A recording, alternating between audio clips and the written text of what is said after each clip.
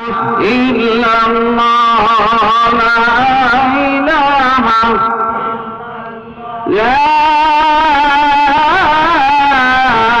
إله إلا الله محمد رسول الله صلى الله عليه وسلم আপনাদের কষ্ট হইতেছে? আলহামদুলিল্লাহ। আল্লাহর নবী বলেছেন as-সাদাকাতু তারুদ্দুল বালা ওয়া তাজিদু ফিল উমরি। দান সদকা করলে হায়াত বৃদ্ধি হয়, মুসিবত দূর হয়। মুসিবত আসার পরে আমরা দৌড়াদৌড়ি করি।